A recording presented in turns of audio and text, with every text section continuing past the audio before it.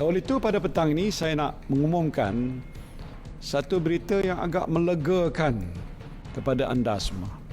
PKPB yang akan berakhir pada 9 Jun 2020 akan digantikan dengan Perintah Kawalan Pergerakan Pemulihan atau PKPP yang akan bermula pada 10 Jun 2020 hinggalah 31 Ogos 2020.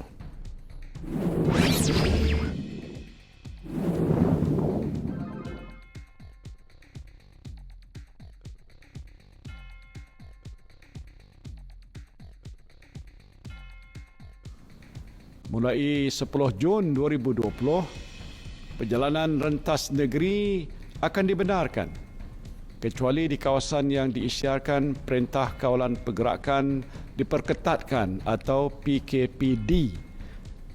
Jadi bagi mereka yang ingin menziarahi ibu bapa yang tinggal berjauhan di negeri lain, bolehlah berbuat demikian. Alhamdulillah. Cuma nasihat saya, sentiasalah jaga kebersihan diri. Pakai pelitup muka apabila berada di tempat awam dan elakkan tempat yang sesak semasa pulang ke kampung. Ingat, jika ibu bapa anda adalah warga emas, mereka berada dalam kategori orang yang mudah terdedah kepada jangkitan. Jadi walaupun kita seronok dapat menziarahi mereka, tanggungjawab utama kita ialah untuk melindungi mereka daripada terkena jangkitan.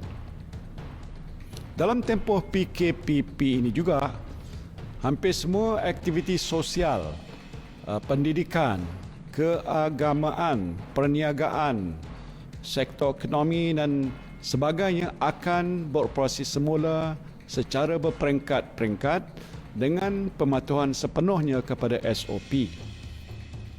Selaras dengan fasa penyediaan semula ekonomi negara dan tiada lagi sekatan rentas negeri, aktiviti pelancongan domestik akan dibenarkan. Jadi saudara-saudara bolehlah membawa keluarga untuk melancong di dalam negeri dengan mengamalkan kebiasaan baru ataupun new normal setelah hampir 3 bulan tidak ke mana-mana. Bagi yang berhasrat untuk melancong ke luar negara, tunggu dulu. Kerana sempadan negara kita masih ditutup. Bagi ibu bapa yang ada anak yang bersekolah, pastinya saudara-saudari tertanya-tanya bila sekolah akan dibuka. Untuk makluman saudara-saudari, sekolah akan dibuka secara berperingkat dalam tempoh PKPP ini setelah mendapat nasihat daripada Kementerian Kesihatan. Kementerian Pendidikan akan membuat pengumuman terperinci mengenainya sedikit masa lagi. Walaupun saya telah mengumumkan banyak kelonggaran ini tidak bermakna tiada lagi apa-apa sekatan yang akan dilaksanakan oleh kerajaan untuk mengawal penularan COVID-19 ini. Beberapa aktiviti ataupun sektor masih dilarang. Ini termasuk pub, kelab malam, pusat hiburan, pusat refleksologi, pusat karaoke, taman tema, perarakan keagamaan dalam jumlah yang ramai, kenduri kendara, rumah terbuka dan aktiviti ataupun apa-apa aktiviti lain yang melibatkan kehadiran orang ramai yang bersesak di suatu tempat sehingga menyukarkan amalan penjarakan sosial dan juga pematuhan kepada SOP. Untuk mengetahui dengan lebih lanjut senarai aktiviti ataupun sektor yang dibenarkan dan yang tidak dibenarkan, saudara-saudari bolehlah dari laman web Majlis Keselamatan Negara. Saudara dan saudari yang saya kasihi sekalian, kerajaan akan melaksanakan PKPP dengan berteraskan 7 strategi.